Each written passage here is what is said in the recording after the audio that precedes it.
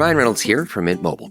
I don't know if you knew this, but anyone can get the same premium wireless for $15 a month plan that I've been enjoying. It's not just for celebrities. So do like I did and have one of your assistants switch you to Mint Mobile today.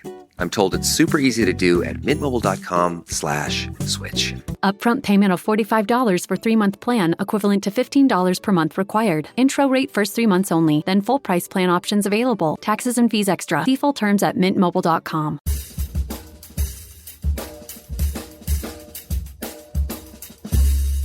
I mean, come on, no one plans to get sick. And yet, here we are. My name is Matthew Zachary. I survived cancer, a stroke, and COVID-19, and I'm still here. I also survived our broken healthcare system, and I want to help you survive it too. So let's go make healthcare suck less together, because we're all out of patience.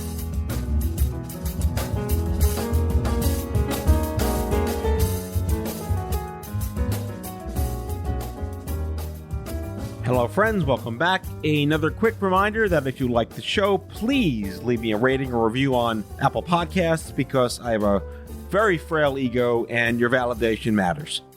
This special bonus episode of Out of Patience with a little segment we're calling Scrambled Eggs with returning champion Alice Crisci, cancer survivor, fertility activist, and founder and CEO of Med Answers.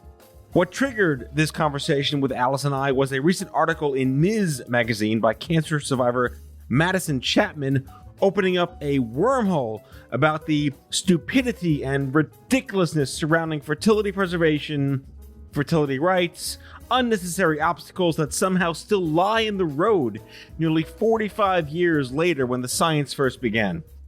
Please note that if you are interested in fertility advocacy and what you're about to listen to either angers you or further angers you with what's already baked into you, our partnership with Resolve, a nonprofit organization that's been on this show before, may just be the thing you're looking for to take action, join the movement, and give back. Let's jump down that rabbit hole and learn more right now. Enjoy the show. Welcome to this bonus episode of Out of Patience. I'm joined by my friend Alice Crisci, who you may know, who's been on the show a few times. There was an article in Ms. Magazine called "The Biden-Harris Administration Must Treat Fertility as a Matter of Reproductive Choice." This is something I've been caring about for a very long time, as has Alice, but I'm just confused, and I wanted her here on the show to teach me, the idiot, what this is all about so I can react to it and say, how is this a thing? And Jesus Christ, fuck me, what can we do? Go ahead. Hi, Alice. Welcome to the show. Matthew, what a way to wake me up on a Friday afternoon when we're taping. Oh, you're hysterical. Love to be here. You know how much I love talking to you and spouting off our opinions to one another. And I do have a lot to say about this article. The first thing I do want to say, though, is I'm glad that Ms. Magazine published this. It's a huge platform. It's progressive women's, health or women's platform, if you will. And we need media companies like that preaching the same thing that we've been preaching for 13 years, 15 years, 20 years, actually 45, I believe, because that's when IVF was first invented. And that's how long it hasn't been covered by insurance. Right. So the gist of this goes back to the early days of you and I being like advocates for if you get cancer in your fertile years, it shouldn't cost you money to be a biological mom or a dad one day. But this has now moved towards such a wider conversation beyond the fact that, A, it's stupid, it's not covered in the first place, but why should you have to go through all this crap to be a mom or a dad when you should just be able to be a mom or a dad? Yeah, I mean, let's back up for a second and remember that the CDC, the World Health Organization, ASRM, and every other overarching global healthcare organization, every well-respected regulatory body, recognizes infertility as a disease. So as healthcare in this country, do we just pick and choose which diseases we want to cover and which ones we don't? Should we cover my breast cancer, but not your brain cancer? Well, I mean, I got lucky because I had a brain in the first place. This is the thing that's infuriating about it. So there are a couple of things that really piss me off. One, it's a disease. Two, not even specialty fertility consults are covered. Now, I can understand somebody making a case for treatment not being covered. I cannot fathom that there's any other specialty area of healthcare in which you are denied a consult so you have a proper diagnostic, a proper workup, and a proper multiple treatment paths that you could go down. That doesn't exist in orthopedics, in heart disease, in cancer oncology, in back care. I mean, if you have chronic pain, you get referred to the pain specialist, and that's covered by insurance. I can't find any other area that you truly don't get to go see a specialist just for the consult. Wait, is this like an old white guy bullshit thing from like the 70s? Where did this come from? How did this originate? I think part of the origination is that these are laws that are state by state. And the hope of the ACA was this overarching federal legislation that would kind of shore up a lot of gaps that existed in state health insurance laws. Is that like a religious fundamentalist thing? No, I don't think so. I mean, yes, I do think that a lot of the pushback for the creation of embryos is religious in nature. Yes, because the destruction of embryos from a religious perspective is definitely against the Catholic Church. I mean, Vatican law very clearly states, do everything. This is exactly what the law, I read the law as it relates to reproductive health. Vatican law says, do everything you possibly can to procreate, but you can't have IVF. Right. That's fabulous. And it really is about their perception that life begins at the creation of the embryo rather than at baby's first breath in the world. Right. But if the creation of that embryo is in a lab versus in a uterus, does that vary? Doesn't change anything for them. No, it doesn't change anything for them. But what's interesting about the consult issue is that I started doing a research project with a regulatory law firm that I love. And state by state, when I started to look at telemedicine laws and telehealth laws across the country, fertility was being carved out as an exclusion. So everybody was touting last year, relaxing telemedicine laws, relaxing telehealth laws. In states like New Jersey, it's a mandated state for IVF. They still had to shore up the telemedicine access for reproductive consults. But there are a lot of states that specifically carve it out as an exclusion that you can do every other specialty consult that you need to do, which originated, by the way, in rural America for oncology, because patients needed a way to be able to check in with their oncologist. They'd go travel 4 hours for infusions, and then in the weeks in between, they needed to be able to talk to their doctors. In the vein of no stupid questions or how is this a thing, clearly this is not the first time we've been railing against the system for why isn't this covered by insurance. What has been the reason given as to why it has not been covered by insurance for this entire time? I don't know that anybody's ever asked that question, because I'm not sure where the genesis is of sort of the exclusions for IVF and how they propagated across the country.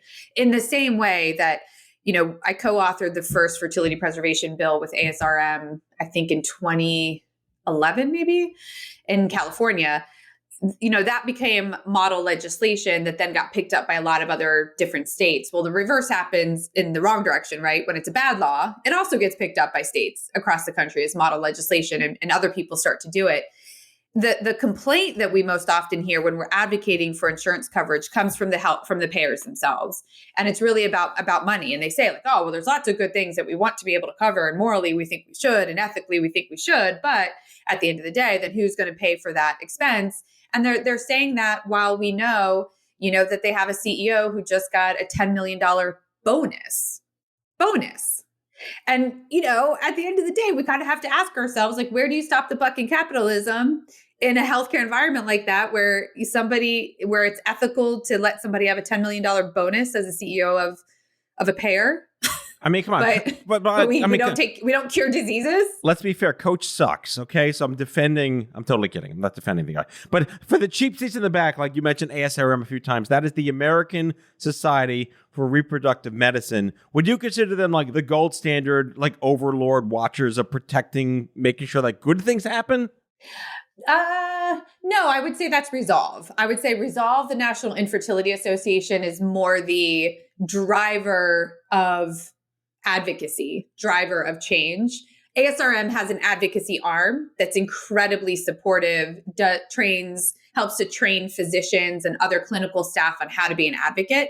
But Resolve for sure is the largest, most prominent, most relentless, tireless driver of advocacy change. ASRM is incredibly supportive, but ASRM's membership base is mostly representing physicians. And yes, they are the self-regulatory kind of watchdog. They publish guidelines, practice guidelines, they publish opinion pieces all the time. They're part of the movement of people who are saying you have to offer pregnant women the COVID vaccine. There's nothing in science that would indicate it would be risk to a pregnant woman, but there's tons of evidence that shows COVID is a risk to pregnancy itself. So that's how I would differentiate the two, but they work together on most of the advocacy issues. Yeah, and for the listeners, I did an interview on the show last season with Barb Kalura, the CEO of Resolve. I recommend everyone go back in the feed and check it out. It was a great show. I want to get back to this article clearly written by Madison Chapman on January 26th, 2021. We are recording this show in early February, a couple of weeks later. So wherein lies the beef that we're taking umbrage with? Well, there's a couple of things. I mean, Michelle Obama was first lady when the ACA was passed. And we found out years later that she herself, as an African-American woman, had 2 IVF babies. I need to have a conversation with that woman and say, did it never come up that it should be part of the ACA? I mean, she herself must know the higher mortality rates for Black women, the terrible access to all good healthcare, let alone IVF for African-American women. So how in that whole entire time period did it never come up that it could have been added to the ACA at that point? That's one big question mark that I have. I think that, the author of this, who's a cancer survivor herself, she's one of our peers, if you will, in our club that nobody wanted to be a part of. Correct. We're all happy that we're here because we love each other so much. So I love that she's raising awareness about a few things. Why does the system sort of automatically discriminate against the LGBTQA plus community, right? It's automatically stacked against them. In the absence of an egg or a sperm, you need assisted reproduction. Because of the high cost of being able to form their families, they often kind of go underground. So there's these underground websites for picking a sperm donor, even for co-parenting. And they try to do things at home. And we don't know if they've even had STD screening on the donor. There's all kinds of things. They don't necessarily have the right legal documents in place to cover parentage laws. There's so many antiquated family parentage laws on the books anyway, because the law was really written, kind of to your point of where did it start, the laws are written for white heterosexual married couples. And the media likes to talk about women are waiting longer and longer in life to have babies. We're not doing that on purpose. And that is not true across the country. I run Fertility Answers. It's a community. We have an app. We collect a lot of health data. We have an incredibly active Instagram community.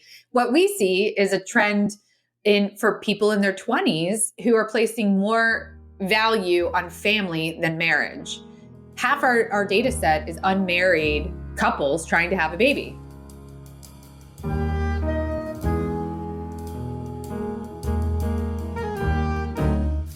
Back with our guest after the break.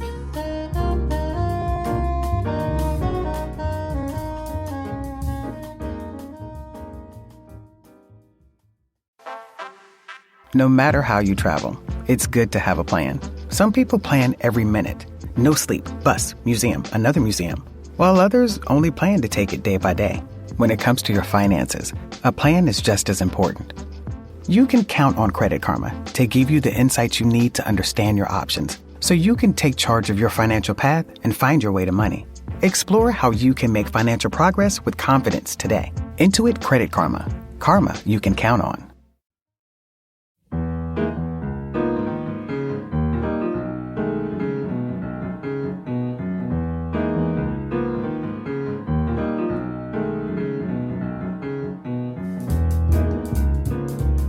Are we seeing that as a social trend, at least in this country, where marriage is now like just another thing, but parenting is completely now getting separated from it? Yeah, it is. It totally is. I think that that is a complete societal trend. I would love to be in somebody's sociology class talking about that.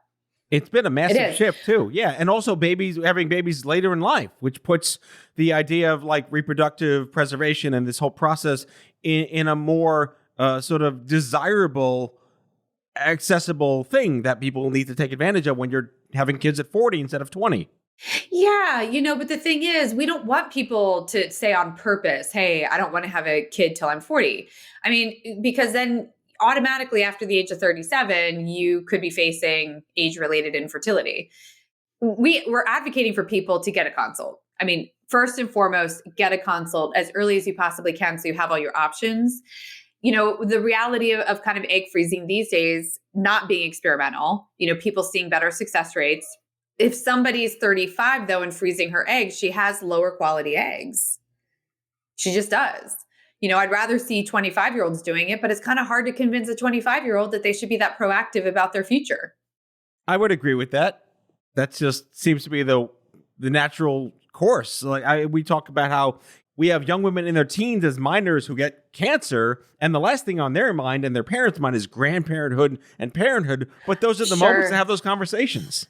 Yeah, sure. And I mean, those were forced upon us because we had cancer. I mean, I think in everyday life, when you don't have kind of a pressing crisis, now aging does present itself as a crisis. Right. So women who are single, even men who are single, we're seeing a growing trend of single men having babies as well. Very expensive for them because they have to use a surrogate.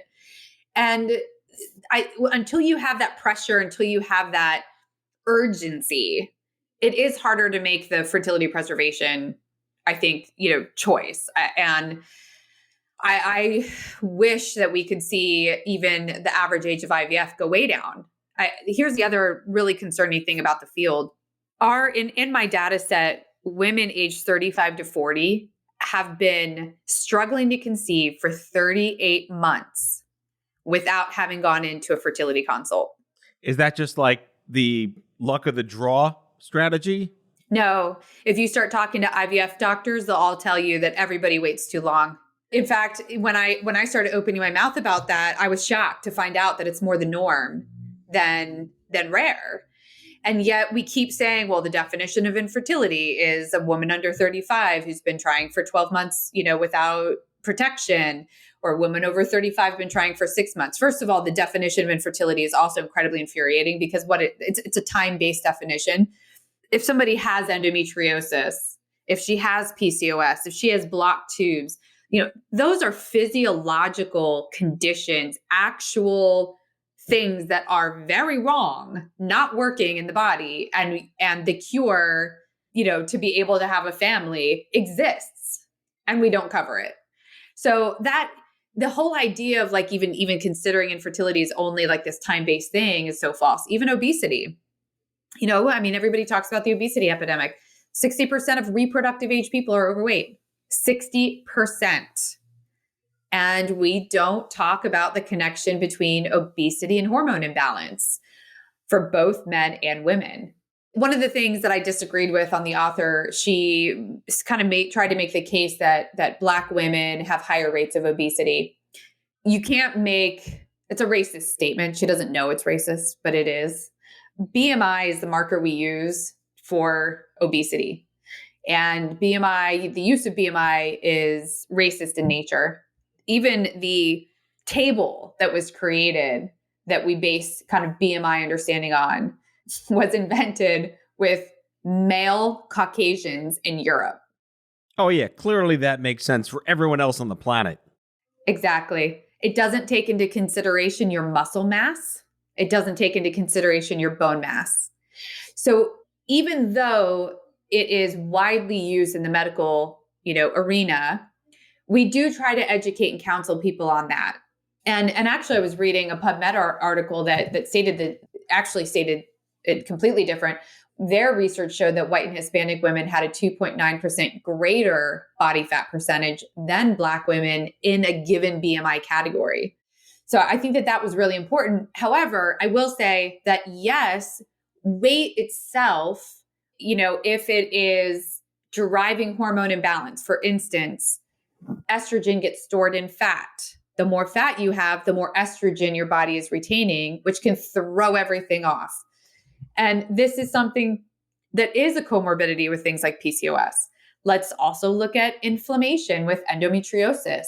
That's something that is also not really addressed by the healthcare system. And people have to go and pay cash for even inflammatory marker testing because their insurance doesn't regularly cover it. And these things are all tied to fertility. They're all tied to fertility outcomes. And yet we have a declining population. So it's going to have an economic impact on the US and the world if we don't start helping people have more babies. Well, and that leads me to my other question. So consults are not covered. Who benefits the most, either profit or purpose, to guarantee that consults are covered? Is it like Pampers, Gerber, Love's? Like, what companies would give a shit about enacting policies that would make this affordable and accessible? It's Farring and Merck. Merck owns EMD Serono. It's the drug companies. They stand to make the most. Is there policy in this? And where are they at? I mean, this is not a show about hey, pharma, let's get this done. They're aware of this. It's been many, many years. Is there any one simple thing to point to as to why is this not yet a thing? I'm trying to make it a thing. I mean, I'm opening my mouth. I haven't taken it on as a company, but I definitely have been in conversation with all the right people to see if it can become a thing this year. And, what I've learned throughout all my years of legislative advocacy is that it is so much easier to solve one problem at a time than the whole entire thing. So, right. So for instance, this author also referenced the Women's Health and Cancer Act, which ended up mandating the insurance coverage for breast reconstructive surgery. Well, they didn't have to mandate double mastectomies or single mastectomies plus reconstructive surgery, which is kind of the consult plus treatment strategy. Right. You want to have one piece of the puzzle in place, and then you have a lot of data, right? Because then you have all the people who need a consult will get a consult. Now, I have to tell you that the dark side of the IVF field is that there are providers out there who will say, don't send me a patient unless it's an IVF. It's going to convert to IVF. And the patients are saying, I don't want to go to IVF because I don't want them to an IVF consult. I don't want to be sold IVF. So because this system exists the way that it does, we have a real conundrum in that it's like a cosmetic surgeon saying, don't send me any breast reconstruction from cancer patients because I don't make as much money because that is covered by insurance. Right. And it's unethical. They spend a lot of years in training to become a specialist in their field. And if they don't offer the consult, if they don't do the full workup, if they don't truly assess the whole patient, then who is going to? That's tragically just I don't have a gerund after tragically. That's just tragic in general. It's just tragic. Yeah. It's totally tragic. And I think it's disgusting. And I keep saying to people, I just want them to practice medicine. And the field became so driven by the high prices of IVF. Look, I mean, we support everybody accessing, assisted reproductive technologies if that's what they need. I think there's other solutions that we have partnered with that are up and coming, like microbiome solutions that hold so much promise for millions of people whose fertility could be solved just by balancing the gut. And we send people to Barbados if they can't afford US prices, because one of our users was quoted a $50,000 egg donor price here in the US. Egg donor cycles at Barbados IVF are 8,400. My God, this country. All right. So I have a pivot question. So most women, I think it's fair to say, and this is based on, I think our research and our recon in the nonprofit space for over a decade, most women or most men facing infertility for any one specific reason or the other are probably employed, and their benefits are driven by their employer agreements, right? So is there a way to weave in employer benefit shift change stuff that makes it a covered benefit to get a consult? Or is that just another rabbit hole within the other rabbit hole? Well, I'm about to tell you something that's going to blow your mind. I'm prepared. Go ahead. So there's about 4 million live births that happen in the US every year. Half are paid through Medicaid. Wow. In some years, it's up to 70%. So the first thing that's blowing your mind is the fact that no, not every woman that we would assume during our sort of prime working years has a job, or has a job that has enough hours from whatever job to even have employer insurance. Now, there are 30 million millennials that work for a small business employer. Those employers cannot afford the types of insurance that exists out there for IVF. So right now, payers don't pay, it's employers that pay, but it's large employers that can afford to pay. So you have Facebook, Apple, big financial services companies, right? Progeny is a publicly traded company now, 2 or 3 billion, valuation, and Infertility and Carrot, they've created these great benefit programs where they have a network and people can access them. And that's fantastic. Kind Body's going directly to employers and selling employers. But even if you sell me a direct cycle of IVF, if the average is 3 cycles and I have 1 employee, that's $60,000 to a small business. That's a whole human. That's a whole extra human. So one that could work, not an infant.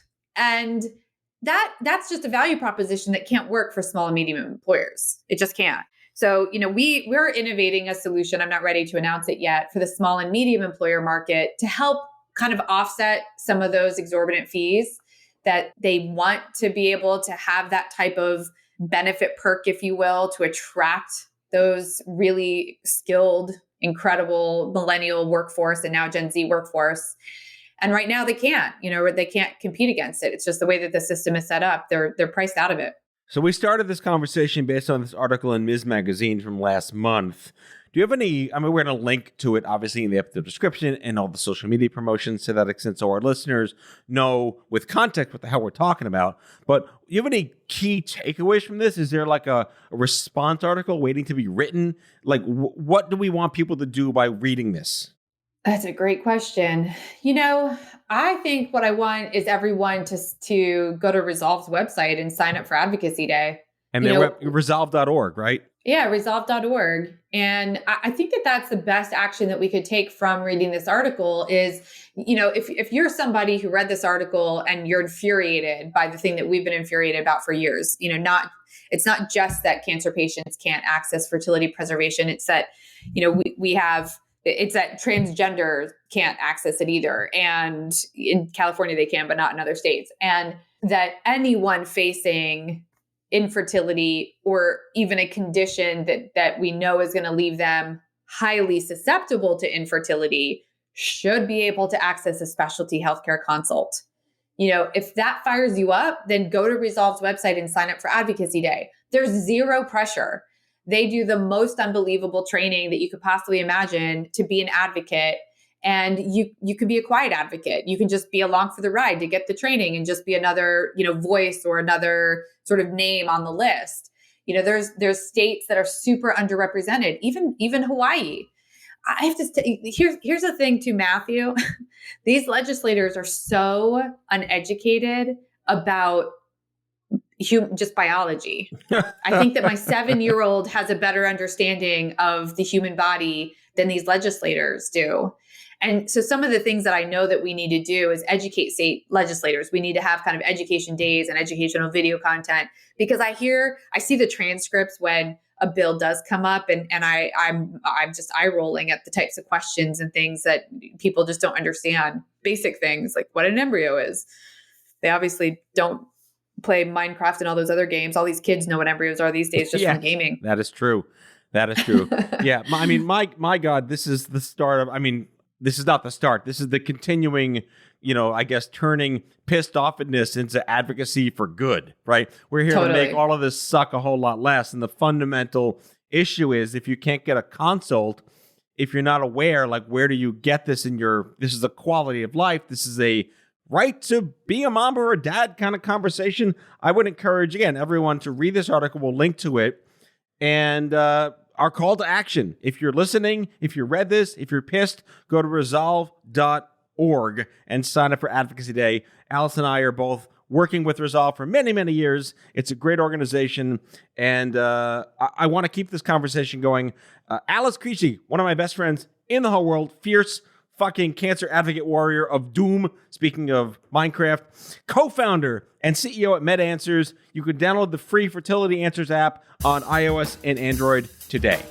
Love you, Matthew. That's all for today, folks.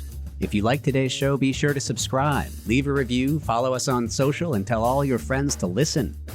Out of Patience with Matthew Zachary is a product of Offscript Media. Our executive producer is Matthew Zachary. Our senior producers are Brianna Seeley, Jen Oranger, and Andrew McDowell. It is mixed and edited by Brianna Seeley. Our theme music is by the Mike Van Allen Quintet and by Mara. For advertising and media inquiries, email media@offscript.com. Hit us up at contact@offscript.com to share comments, feedback, and make recommendations. For more information, visit offscript.com.